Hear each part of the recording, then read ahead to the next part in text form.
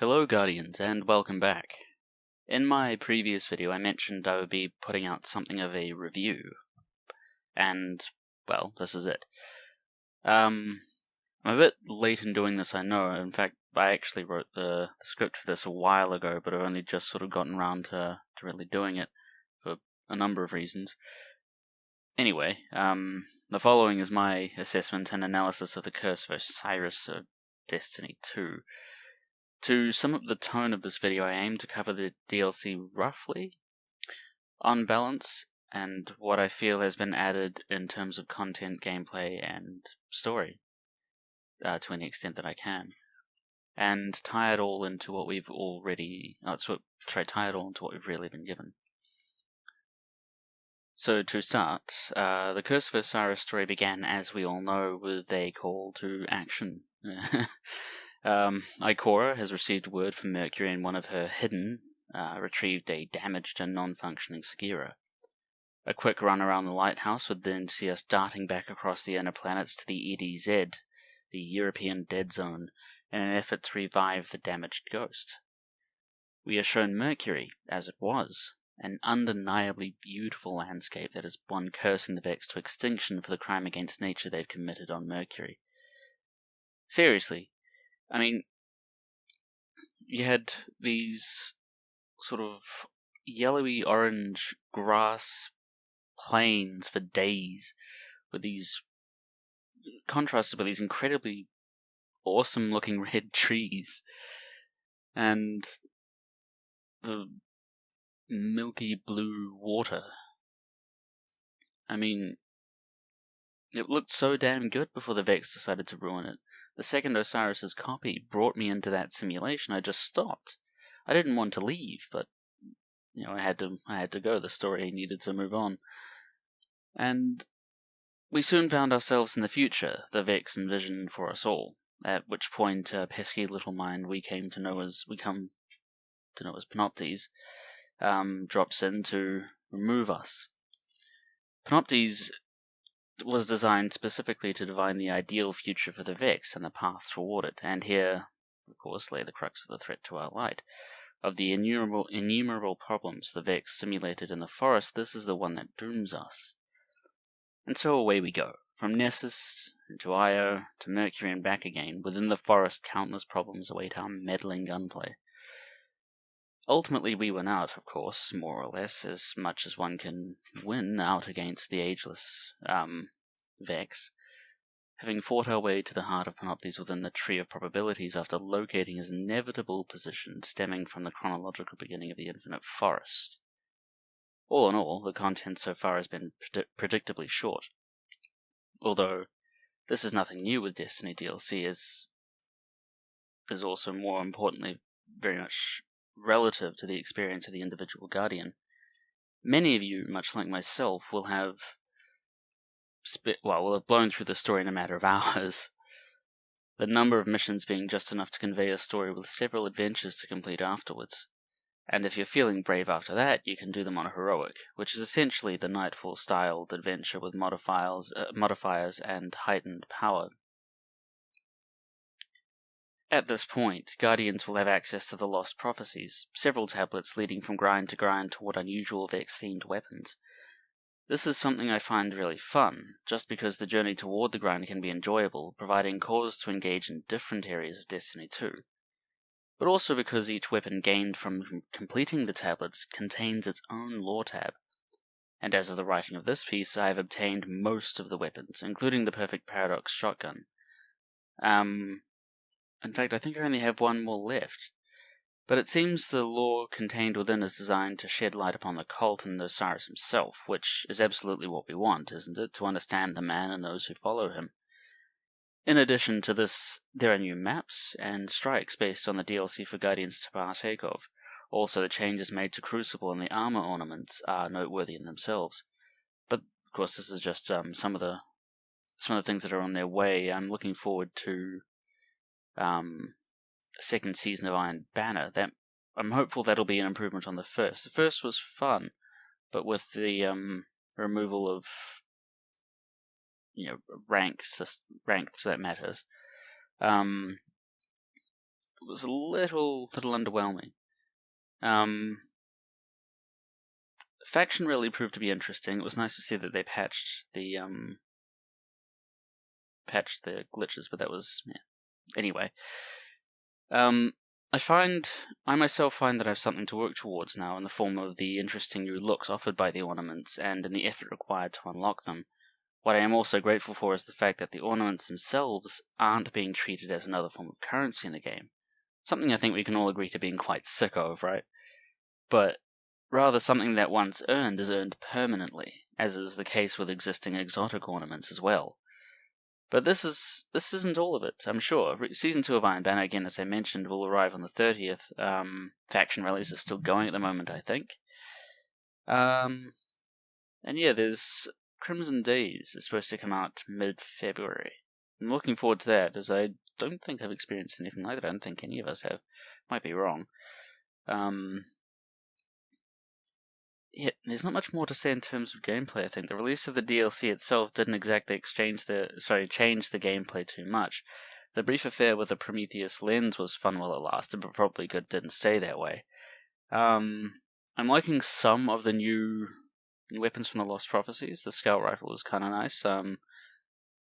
But I haven't really been using them too much. There hasn't really been a lot of incentive for me personally to try the new weapons to deviate too much from my normal loadout.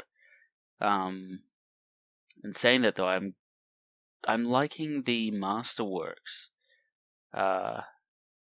Something else to grind towards for sure, but something that modifies our experience with the weapons we use in a way that gives us something to think about when we construct our loadout and our, well, don't want to say build, but our Guardian in our head. Armor Masterworks will also, will only serve to improve this, I think.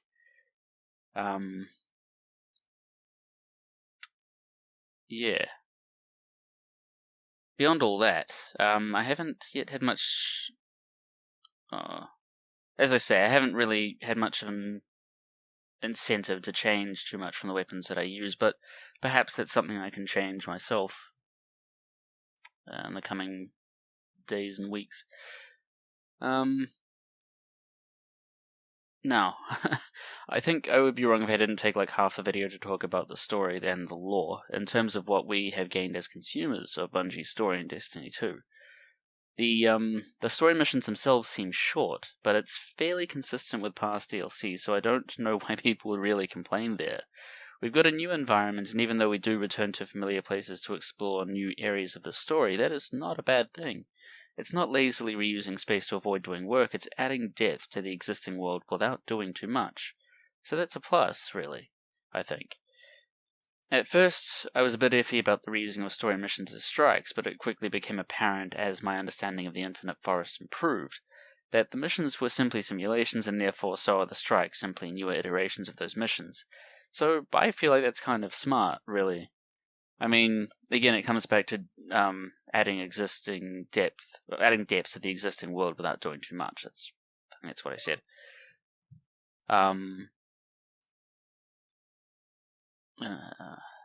What else? Oh yeah. So, yeah, the strikes are simply newer iterations of those missions. One, of course, being the Osiris thought he could control the root mind, and that we destroyed to find Panoptes. He rebuilt it, and it decided it was king of the castle, so we went back and fixed it. We have been able to experience through the Marvel of X simulations an aspect of our system's past that we'd only heard about vaguely in Grimoire cards. I mean, we could sit here all day and talk about what a garden world might look like to us, but actually seeing it as a real, not real reality, really, treat. Those words were confusing to write and read. But also a potential nod to a particularly interesting character who has been popping up all over Destiny 2 so far. One that I hope to be able to explore in another video sometime in the future. We learned a lot about the Vex on Mercury, and we were introduced to the Infinite Forest, the lore tabs and the Lost Prophecy weapons, shedding light on Osiris and the cult as were a solid bonus. as they serve to further develop these characters and improve our understanding of the world in which they reside. The inclusion of lore tabs on items has been probably one of my favorite improvements moving forward from Destiny 1, so I'm always excited to see what new secrets I can learn from those. After this, we have Osiris himself. Now, he's a fantastic inclusion for two reasons. One, we need a compelling character like Osiris, and as the story centers around him, and he certainly delivers. Even in the Lost Prophecy lore tab about his banishment and the divide between him and Ikora, but also just the fact that Osiris is the most powerful guardian of legend, but a legend who is actually alive. I mean, Aphrodite was believed to be lost, and she showed up around Rise of Iron. However, when we've heard about the exceptional exploits of legendary guardians in the past, they've almost always wound up being dead. Oh, you hear about those Iron Lords who did all that stuff way back when, defeated warlords, fought at 6 fronts, and helped to preserve the last city and those seeking refuge, and fought a major battle against ancient Golden Age technology. Yeah, they all got blown up. They're all pretty much dead. Sorry. Oh, you heard about that Sunbreaker Titan, what's-her-face, who demolished enemies at 6 fronts too, a true Sunbreaker. Yeah, now Crota killed her like one battle later. Sorry, again. Oh, and that other Titan who headbutted a Kel to death. A Titan so noble and virtuous that by comparison Zavala looks like hot crap. Yeah, we didn't know where the hell he was for ages. Actually, turns out he got worked over in the Infinite Forest and spent ages fighting off endless hordes of Vex until they finally figured out a mind to drain him of his light. To ultimately, yeah, you guessed it, kill him. Side note, although he is essentially dead and rather respectfully buried within the Infinite Forest, the perfect paradox shotgun gives us the strong indication that we may actually meet him in our future, which will be his past. And this is interesting because it both supports and destroys the argument I've spent the last few minutes making. He's dead, but according to the lore tab of the shotgun, we're supposed to give him the weapon at some point, for him to hold on to and use until we finally reclaim it from his body during the Curse of Osiris. Anyway, this is probably something I'll need more time to go into, so I'll take a few minutes in another episode to go over my own thoughts about that topic. But he's definitely, absolutely, tragically dead. So while I don't think we've seen everything yet, I also don't think there's much more to see. With the recently proposed changes coming to Destiny, I'm excited about Crucible, absolutely. I'm sure many of you are the same, but I like to think I'm a pretty competitive person. I tend to only play competitive and really don't have much to keep me in Crucible at the moment unless it's Iron Banner or I'm lucky enough to get a Trials team going.